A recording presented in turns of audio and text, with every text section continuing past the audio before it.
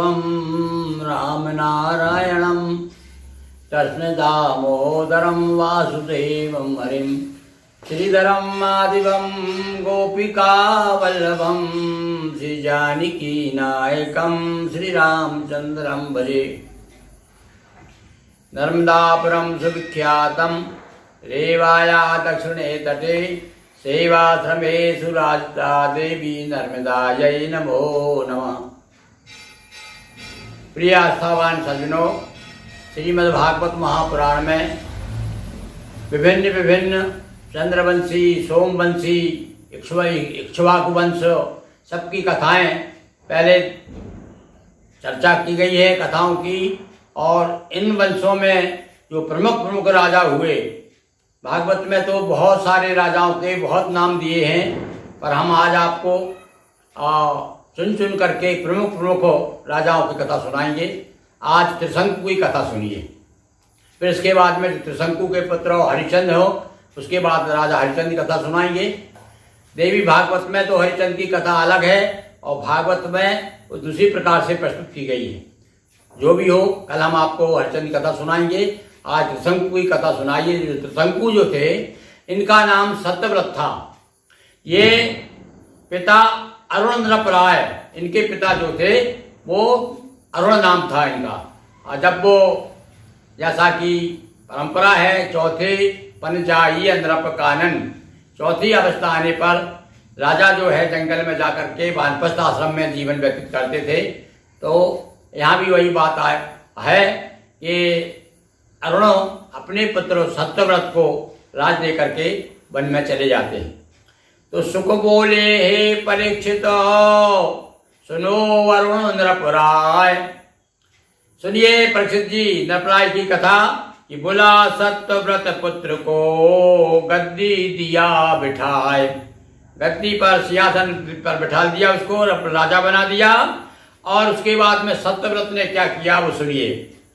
दिया सत्यव्रत को सिंहासन, स्वयं वानप्रस्थी का जीवन। नृपति सत्यव्रत राज सवारा, हुई चतुर्दिक जय जयकारा। देवी यज्ञ किए नृपो अनगिन, करता काम नहीं पूजन बिन।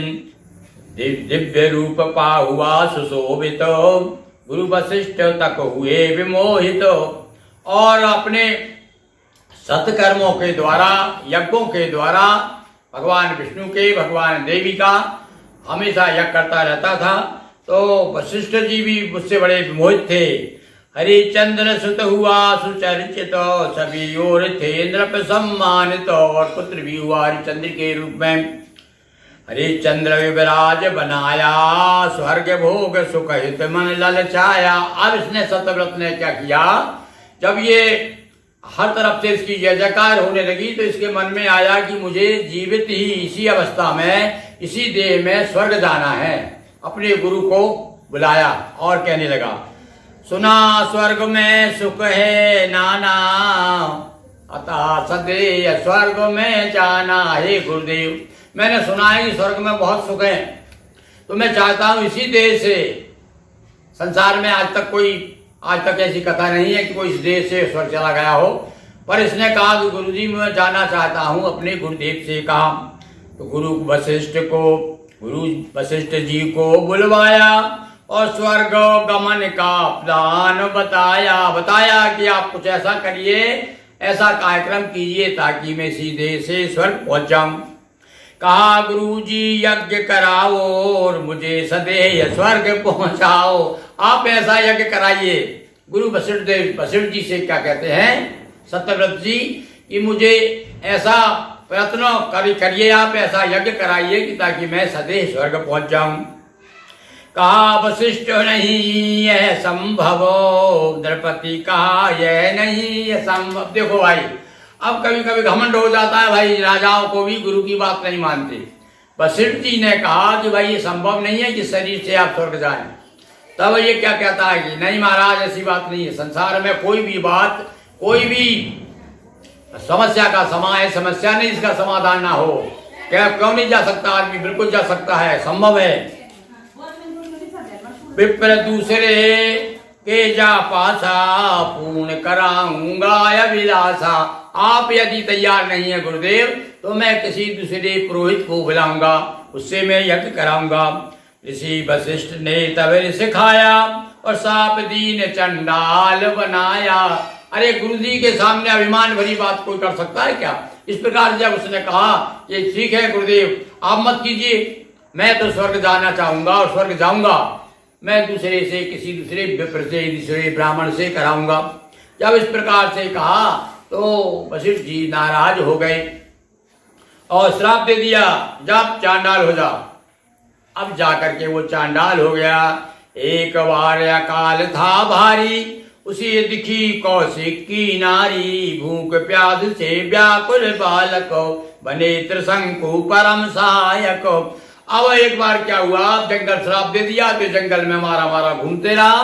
और एक बार अकाल के समय विश्वामित्र तो कहीं बाहर थे, उनका जो परिवार था वो भूखा मरने लगा, तो इसने बड़ी सहायता की। जब ये विश्वामित्र जी लौट के आए तब उनको पता चल करे इसने तो मेरी बड़ी सहायता की है। और वशिष्ठ जी का और विश्वामित्र का तो आप जानते हैं कि मतभेद चलता रहता था। अब आगे जाकर के जो आभारी हैं विश्वामित्र बुलाते हैं, उनसे कहते हैं विश्वामित्र हुए आभारी, पूछा नृप क्या चाहे तुम्हारी। देखो भाई अब कुछ ना कुछ रास्ता मिल जाता है समस्या का समाधान होने के लिए। विश्वामित्र बड़े प्रसन्न हो गए, बोले हाँ भाई महाराज, हे राजन क्या इच्छा है आपकी, मैं आपकी इच्छा पूरी करूंगा। जब इस प्रकार से कहा तब मुझ पर अगर आपका नेहा, देखिए महाराज यदि आप मुझ पर प्रसन्न हैं तो पहुंचा दे प्रभु स्वर्ग सदेहा, मुझे इसी देश से स्वर्ग पहुंचा दीजिए। अब वशिष्ठ जी ने तो मना कर दिया था, अब इन्होंने प्रसन्न कर लिया कौन को, विश्वामित्र जी को। मुनिवर यज्ञ कराना चाहा किंतु किसी ने नहीं सराहा। अब विश्वामित्र जी ने सोचा चलो यज्ञ कराता हूं मैं, पर भैया कोई ब्राह्मण नहीं मिला यज्ञ कराने के लिए। क्यों नहीं मिला? वशिष्ठ जी के डर के कारण, क्योंकि वशिष्ठ जी ने उसे श्राप दे दिया था कि तू चांडाल हो जाए, चांडाल हो गया, चांडाल का कौन यज्ञ करे। उस समय तो भैया बड़ी जात पात का बड़ा ऐसा विचार होता था, आदमी का आचरण देखा जाता था कि यदि गलत आचरण वाला है तो लोग उसको साथ नहीं देते थे। सब ब्राह्मणों ने मना कर दिया। अब क्या हुआ कि मुनि का साप विप्र जब जाना और नहीं किसी ने न्योता माना। जब पता चला कि वशिष्ठ जी ने इसको श्राप दिया है, इसको चांडाल बना दिया है, इसलिए क्योंकि वो सब डरते थे वशिष्ठ जी से, इसलिए किसी ने उसका निमंत्रण स्वीकार नहीं किया। विश्वामित्र जी ने तो प्रयास किया था पर कोई ब्राह्मण तैयार नहीं हुआ यज्ञ कराने के लिए। तब कौशिक तप बल पहुंचाया और नृपति सदेह स्वर्ग तक आए। अब यहाँ देखिए विश्वामित्र भी किसी मामले में पीछे नहीं थे, जो जिद ठान लेते थे करके मानते थे। अब आपको कथा सब जानते हैं कि विश्वामित्र ने अपने तपस्या के बल से और ये सिद्ध कराना चाहा, वशिष्ठ से कहलवा दिया कि तुम वो राजर्षि का कर तुम राजऋषि हो, तुम क्षत्रिय हो, क्षत्रिय थे, किंतु अपनी तपस्या के बल से ब्राह्मणत्व प्राप्त किया। अभी ये विश्वामित्र ने अपने तपस्या के बल से और इसको सदैव पहुंचा दिया। अब वहां जाकर के पहुंचा देखिए आप, तो स्वपच समान कौन यह आया, तुरंत स्वर्ग से इंद्र गिराया। अब ये तो वेशभूषा की ठीक नहीं थी, चांडाल का रूप था। जब ये पहुंच गया ऊपर और इंद्र ने देखा ये कौन भंगी आ गया, ये कौन स्वपत आ गया, चांडाल आ गया, ये कौन निम्न जाति का आ गया, एक लात जमाई तो नीचे गिरा दिया। अब चिल्लाया गुरुजी बचाइए बचाइए, मरा मरा, अरे मुझे वहां से ढकेल दिया है। तब इन्होंने क्या किया, वहां से हाथ दे दिया, ऐसा वहीं रोक दिया उसको। रक्षा करो नृपति चिल्लाया, हे गुरु सुरपति मुझे गिराया। मुझे देवता के राजा इंद्र ने नीचे गिरा दिया है, आप कृपा कीजिए, मेरी रक्षा कीजिए।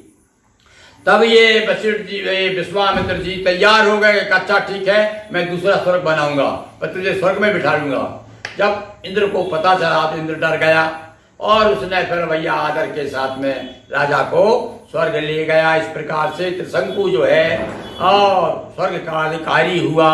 स्वर्ग लोक नव जनहित लिया मुनि जल हाथ, अब लेकर के जल नया स्वर्ग बनाने के लिए तैयार हो गए।